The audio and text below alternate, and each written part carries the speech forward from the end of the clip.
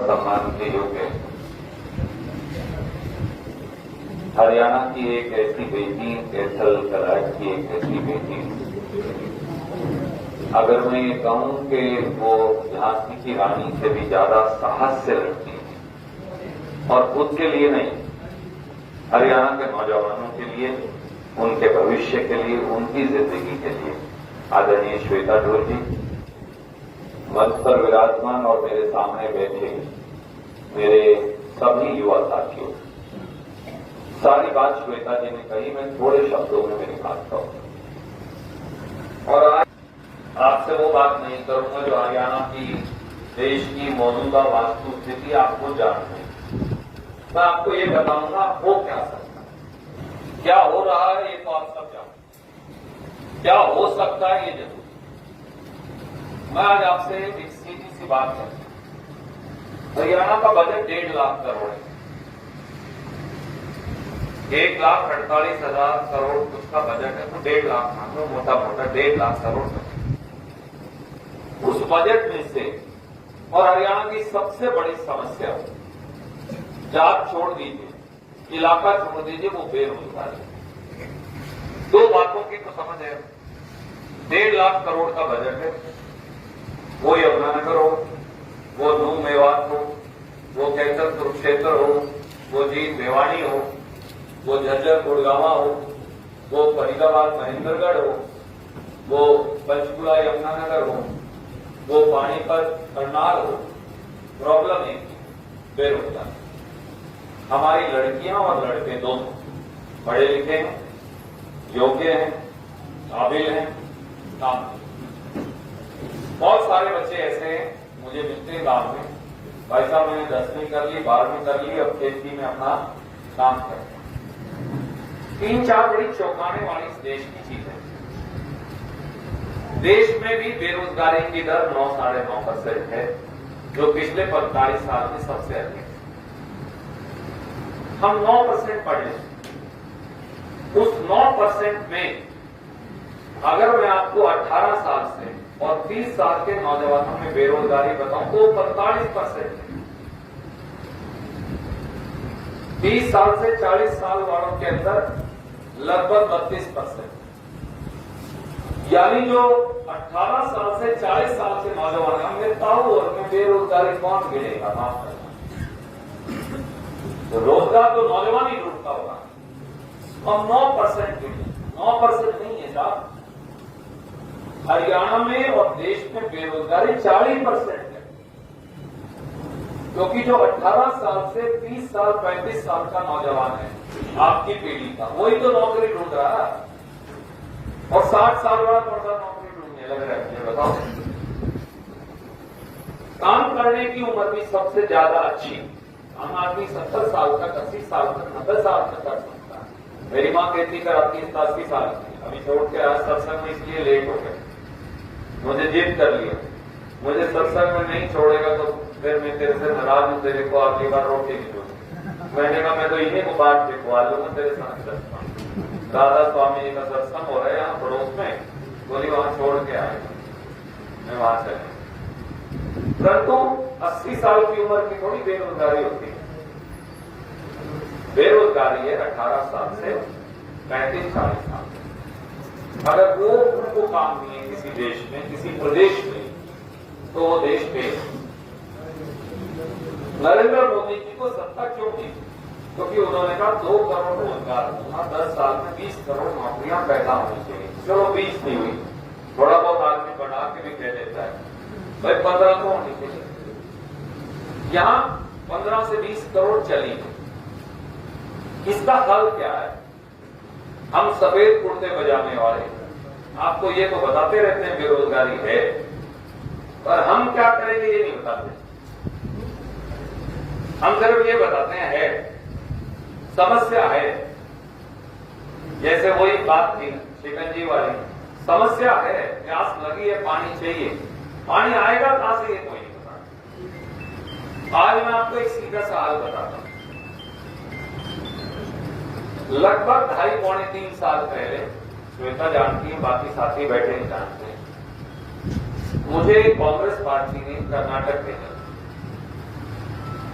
अपने से भी करना है बड़ा प्राप्त है। 6.5-7 करोड़ तो लोग अपने सारे प्रांत में 2.5 करोड़ लोग हैं और वोटर बहुत कम है। आप देखना 90 लाख के करीब वहां हो जाए तो अपने से 4-5 गुना समझ लो मोटा पड़ा कितना बड़ा पड़ा। एक जगह से दूसरी जगह जाओ तो 1000 किलोमीटर का सफर अपने आप सवेरे शाम तक पूरा हरियाणा पास कर जाओ कटी नहीं कर सकते। वहां भी अपने जैसे नौजवान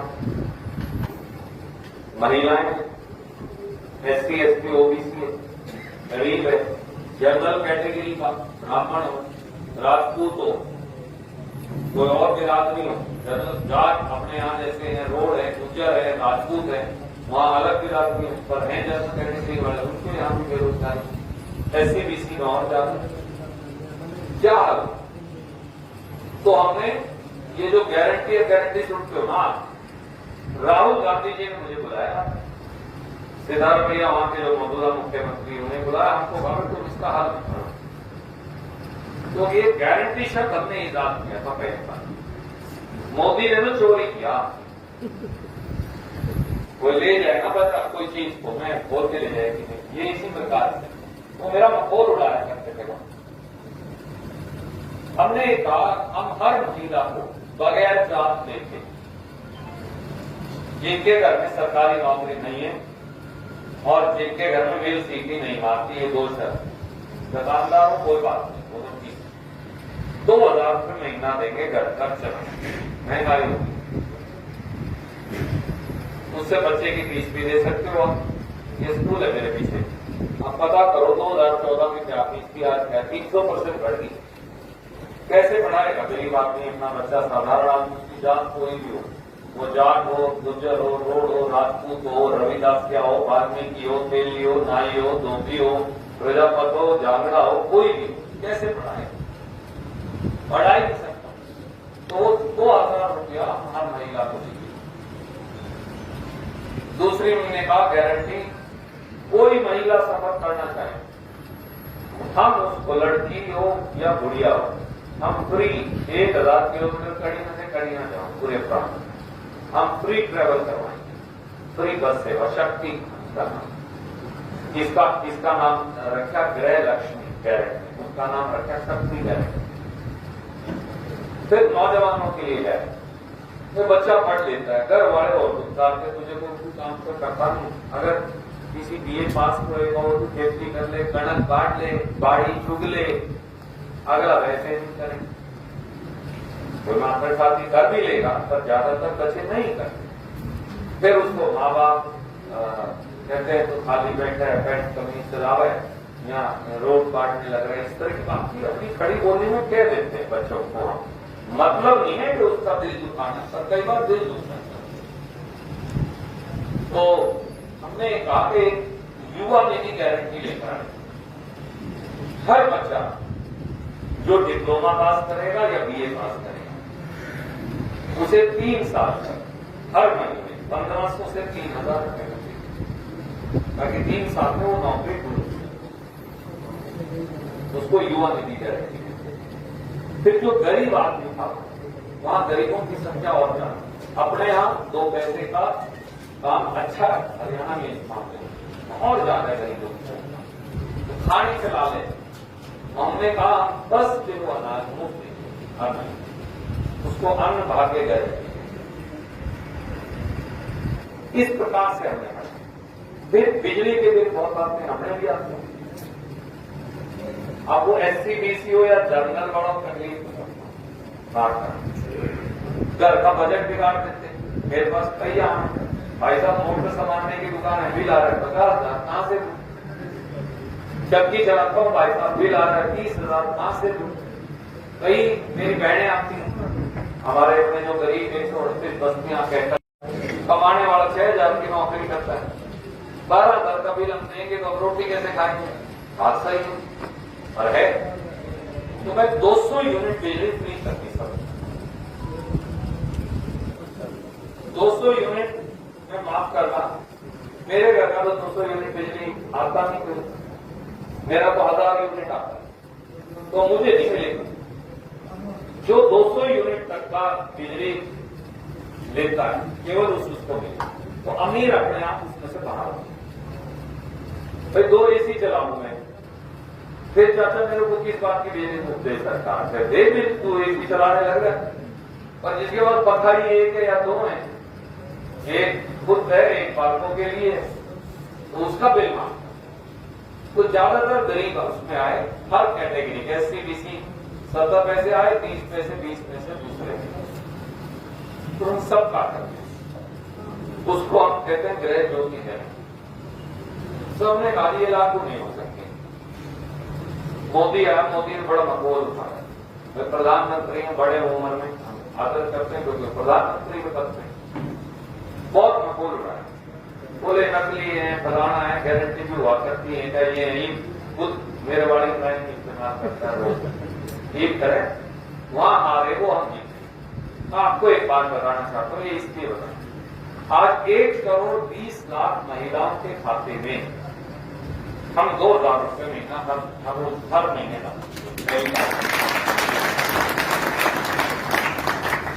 औरतों के लिए जो मैंने फ्री बस ट्रेवल किया था, उसमें 9.5 महीने में 170 करोड़ फ्री ट्रिप हो चुकी। 170 करोड़। आप कहोगे रंजीतन तो बेड़ा कर दिया होगा रोडवेज का। एक और बताता हूं, रोडवेज टोटे में थी, मुनाफे में आ गई। आप पूछो कैसे? तू तो फ्री में सफर करा रहा हो औरतों को। अच्छा, किसी औरत से कोई छेड़छाड़ नहीं कर सकता वहां की बसों में। क्यों? आती औरतें हैं, चपेट मारने मिलेगा, मेरे को बकवास करे तो अगले को लाइन लंबा डाल दे, मार मार चपेट उसका भूत बना देंगे। जब औरत जाएगी तो बेटी जाए, कोई कॉलेज स्कूल वाले, उनकी तो अपने आप होगी। जब महिला जाएगी, अपने मायके जाओ, मंदिर में जाओ, घड़ियां और जाओ, लड़की के जाओ, शिक्षक के लिए जाओ, वैसे रिश्तेदारी में जाओ, भाई से मिलने जाओ, बुआ पुत्री से मिलने जाओ, वो एक बंदे को जरूर साथ ले जाती है, घर वाले को। भाई पति जाओ, बेटा जाओ, देवर जाओ, जेठ जाओ, अक्सर अपने यहाँ व्यवहार है। हिंदुस्तान का व्यवहार अपने आप तो है। और ये अकेली कम जाती है तो 60-20 पैसे अकेली जाएंगी, 70-80 पैसे वो किसी को ले जाती है। उसकी वो समझती मेरी 2 की 1 टिकट अलग है, मेरी बसें तो उतनी है, वहां बस तो बड़ी नहीं, जो नॉर्मली बढ़ती है वही खरीद रही, तो सवारी चढ़ने लगी डबल, तो मेरी प्रॉफिट में चली गई। तो गले औरतों और लड़कियों को ताकत मिली और गले मेरी रोडवेज की मुनाफा कमा रही है। इससे बढ़िया सरकार की स्कीम क्या हो? ऐसे ही बच्चों को हमने 1500-3000 ट्रांसफर करना शुरू कर दिया। कोई इंडिपेंडेंट घर वालों पे डिपेंडेंट नहीं, 3 साल में नौकरी ढूंढो, 3 साल तक देंगे, 3 साल से ज्यादा नहीं दे सकते, तो सरकार की चलेगी, तो इतने और बच्चे आएंगे, फिर अगले वाले को मिलना शुरू हो जाता है, फिर अगले वाले को, फिर अगले वाले। तो बच्चे पहले से ही अब 10वीं क्लास में प्लान करना शुरू करने लगे हैं कि मैं डिप्लोमा करूंगा तो मुझे 1500 मिलेंगे, BA करूंगा तो 3000 मिलेंगे, 3 साल के लिए मिलेंगे 36,000 जब 3 1 लाख रुपए ज्यादा मिलेंगे।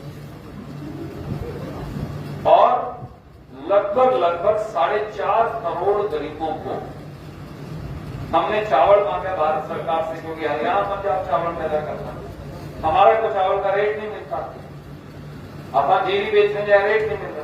मैंने कहा सारा मुझे बेच दो और मैं एडवांस में जितने 1000 करोड़ रुपए को देने को तैयार हूं सरकार से। मोदी ने कहा सड़ जाए इनको नहीं देना, ऑर्डर पास कर दिया कि आप व्यापारी को दे सकते हो, प्रांत की सरकार नहीं खरीद सकती। बताओ अब ये क्या हुआ? प्रधानमंत्री देश का अगर ये कहे कि आप व्यापारी को तो बेच सकते हो, परंतु प्रांत की सरकार अगर गरीबों को लेके पैसे में देना चाहे उसको नहीं बेचोगे, तो मैंने उसके बदले में उनको भी पैसे देने शुरू कर दिए। 35 रुपए 70 पैसे का रेट है, उसके हिसाब से उनको हम सीधा 4.5 करोड़ लोगों को खाते हैं। इन सारे पैसों का सालाना जो मेरे बजट में से गया वो है 58,000 करोड़।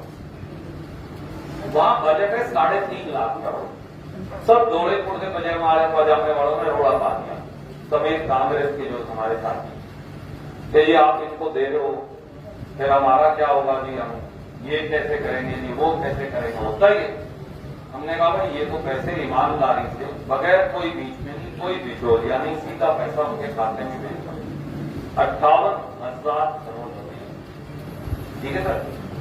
उसका ये हुआ कि सबको ताकत, वहां नौजवान हो, महिलाएं हो, सब एम्पावर्ड। आप मुझे बताओ, बस मेरी इतनी, खाना मेरे घर आने लग रहा है, 2,000 रुपये आ रहे घर का काम करते, और क्या चाहिए? मैं आपसे ये कहता हूं, मैं हरियाणा में भी हम कर सकते हैं अगर कोई ध्यान से सोचे तो। अगर कोई सोचे तो हम कर सकते हैं हरियाणा में। कैसे? आप 15,000 करोड़ रुपया निकाल दो बजट से, 1,50,000 करोड़ रुपए का बजट है। जब तक जो पक्की नौकरियां तो पक्की भर दो, 2 लाख खाली पड़ी। जो पक्की नौकरी आप नहीं भर सकते, जो आपने भर दी, 2 ही लाख है। अब सवाल ये है कि अगर आप कैथल शहर में भी देखो तो कम से कम भी लगभग 250 वो है ये अपने चावल वाली मिल, राइस शेलर जिन्हें कहते हैं। इन राइस शेलर में आदमी की जरूरत है, वो थोड़ी तनख्वाह पर रखते हैं, कम पढ़े लिखे को भी रख लेते हैं, परंतु पढ़े लिखे की जरूरत है। सब सरकारी दफ्तरों में पद खाली पड़े। गांव के अंदर अगर मैं सरपंच हूं और बहुत पढ़ा लिखा नहीं हूं, तो मुझे एक आदमी या 2 आदमी अपनी किताब लिखने वाले चाहिए, अपना काम करने वाले चाहिए। नगर पालिका में नगर परिषद के मेंबरों की भी हालत है। कई बार हम किसी को बना देते हैं, कोई बुराई नहीं है, अनपढ़ आदमी भी बहुत बुद्धिमान हो सकता है, तो लिखने पढ़ने के लिए एक बच्चा चाहिए। एमएलए को भी देते हैं लिखने पढ़ने के लिए किसी। जितने हरियाणा के बच्चे, कोई भी हरियाणा का बच्चा 10,000 रुपए में जब तक उसे पक्की नौकरी ना हो, अगर उसको गांव में या इलाके में काम दे तो कर ले, घर लेना, सब्जी रोटी दाल करती है। मैं वो 15,000 करोड़ रुपया वहां लगाना चाहता हूं। 15,000 करोड़ को 10,000 से भाग करो, मुझे भाग नहीं आता, ये विक्की गुप्ता बताते हैं उससे कि 15,000 करोड़ को 10,000 से भाग करो तो मुझे लगता 15 लाख बढ़ते, 15 लाख तो बढ़ जाए। मैं 15 लाख बच्चों को आज रोजगार दे सकता हूं। आपको आउट ऑफ बॉक्स सोचना पड़ेगा। फिर हर पंचायत में आप बाहर का पंचायत सेक्रेटरी क्यों लगाते हो? वाल्मीकि समाज को रोजगार नहीं मिलता था हरियाणा। तो एक जमाने में मुझे ख्याल आया, शहर में सफाई कर्मचारी गांव में क्यों नहीं होते? तो मैंने 10,000 रुपया तनख्वाह इसकी पहले 8 की थी, फिर हमने बढ़ा के 10 कर दी। 11,000 से ज्यादा वाल्मीकि सफाई कर्मचारी लगे गांव में सफाई कर देते, लगाने की जिम्मेवारी सरपंच की है, गांव के बाहर का नहीं लगा सकते। आप गांव और कस्बे के अंदर बच्चे को नौकरी दो, जब तक उसे पक्की नहीं मिलती उसे कच्ची दे दो। आप एक तो मदद लीजिए, मैं एमएलए हूं, मेरे दफ्तर में 10 काम है, टाइपिस्ट 3 साथी हैं, टाइप करना नहीं है 1 जानता, तो जिसने टाइपिस्ट का डिप्लोमा कर रखा है वो मुझे दे दो, सरकार 10,000 रुपए दे दो, तो उसको काम मिल गया, वो कहकर काम करने लगा, जो भी चुनकर आता। इसी तरह से हर आदमी को तो बच्चे को काम मिल गया, उनको बदला मिल गया काम करने वाला, सरपंच को दे दो, नगर पालिका को दे दो, बीडीओ ऑफिस में लगा दो, सारे राइस सेलर वालों को बोलो हमें कितने लाख में रुपये में बंदा रखते हो, अगले कहेंगे 2-4 में रखते हैं। अच्छा भाई ऐसा कर 6,000 हमसे दे, बंदा हम बताएंगे कौन रखना, 4 को दिया था, मेरे 2-4 बच गए, बच्चे को 10,000 की नौकरी मिली नहीं। चट्टा साहब भट्टा चलाते हैं बैठे, इनके पट्टे पे जरूर 4 कारिंदों की जरूरत होगी। इनसे पूछो 5,000 में, 6,000 में, 7,000 में बंदा रखते हो। मैं इनको कहूं बंदा मैं बताऊंगा, अगर आपको चाहिए, नहीं चाहिए आपकी मर्जी, आप अपना रखो, पर अगर आपको चाहिए तो मैं 5,000 में दिया करूंगा उसके, तुझे 5 ही देने, तो अगला खुश होकर ले लेगा। हाँ तेरे काम ठीक ना करे तो बदल के दूसरा ले लीजिए। हर जिले में, हर हल्के में बच्चों का पूल बना दो, तो स्कूल में से निकाल दे जो जिसकी योग्यता है वही बोलो मुझे तो 10वीं चाहिए, तू 10वीं वाला ले जा, सीनियोरिटी लगा दो ताकि हम सफेद कुर्ते पजामे वाले हेरा फेरी करके तड़े वाला नाम ऊपर रखा करें और बच्चे को नंबर दो। ये तो बेदाग ये तो करेंगे क्यों? हमारा कोई खत्म नहीं, मेरा छोटा था क्यों बात ये आ गया, किसी ने कहा भाई साहब देखो मैं तेरा वर्क करूँ मुझे तो देना ही है, तो मैं कहूंगा यार इसका सारे तो ऊपर रख दो। ये स्वाभाविक, ये प्रेम आई ये हम कर देंगे। हमारे सांसद के कैंडिडेट हैं कांग्रेस पार्टी, आम आदमी पार्टी के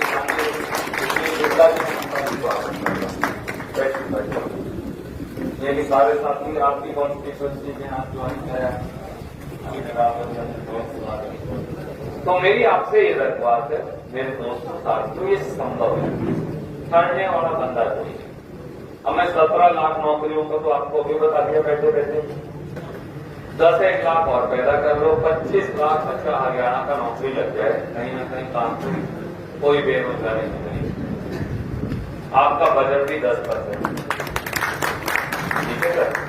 तो इस तरह के कई सोल्यूशन हमारे पास है।